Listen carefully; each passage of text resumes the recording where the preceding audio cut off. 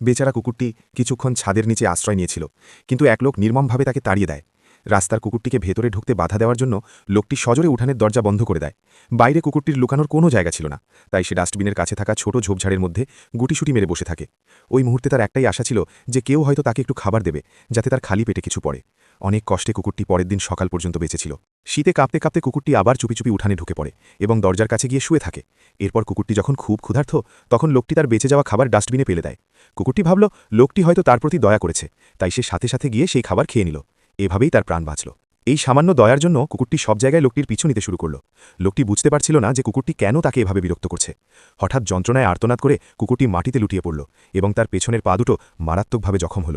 লোকটি ভয় পেয়ে সেখানেই দাঁড়িয়ে রইল, কিন্তু যন্ত্রণায় ছটফট করা কুকুরটিকে দেখেও সে কিছুক্ষণ ইতস্তত বোধ করল এবং তারপর মুখ ফিরিয়ে নিজের ঘরে চলে গেল। এর ওপর প্রতিবেশীরাও কুকুরটিকে রাস্তার কুকুর আখ্যা দিয়ে লোকটাকেই দোষ দিতে লাগল। যখন কুকুরটির মনে হলো যে তার বাঁচার আর কোনো আশা নেই, তখন সে হাসপাতালে পৌঁছায়। ডাক্তাররা আপ্রাণ চেষ্টা করে কুকুরটির প্রাণ বাঁচালেন, কিন্তু লোকটি তাকে নিজের কাছে রাখতে চাইল না। সে ডাক্তারকে জানালো যে সে কুকুর পালতে পারে না। তখন ডাক্তার বললেন যে তিনি কুকুরটিকে দত্তক নেওয়ার মতো কাউকে খুঁজে বের করবেন, তবে কয়েকদিন কুকুরটিকে লোকটির কাছেই রাখতে হবে। লোকটি রাজি হল। বাড়ি ফিরে সে কুকুরটিকে একপাশে ফেলে রাখল এবং তার কোনো যত্ন নিল না, কারণ সে কুকুর পালতে জানতই না। তবে কুকুরটি খুব বুদ্ধিমান ছিল।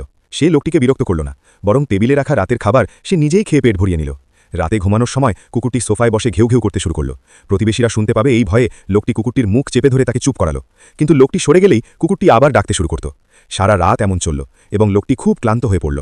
সকালে লোকটির রাগ চরম সীমায় পৌঁছায়। সে ডাক্তারকে ফোন করে বলে যে যত তাড়াতাড়ি সম্ভব এই ঝামেলা সৃষ্টিকারী কুকুরটিকে যেন নিয়ে যাওয়া হয়। কুকুরটি এসব কথা শুনে ফেলেছিল। সেদিন লোকটি যখন বাড়ি ফিরল, তখন দেখতে পেল কুকুরটি সোফাটা পুরোপুরি নষ্ট করে ফেলেছে। রাগে ফেটে পড়ে সে কুকুরটিকে সারা ঘরে তাড়িয়ে বেড়াতে লাগল ও বকাঝকা শুরু করল। ঠিক তখনই কুকুরটিকে দত্তক নিতে ইচ্ছুক আসল মানুষটি সেখানে এসে পৌঁছালেন।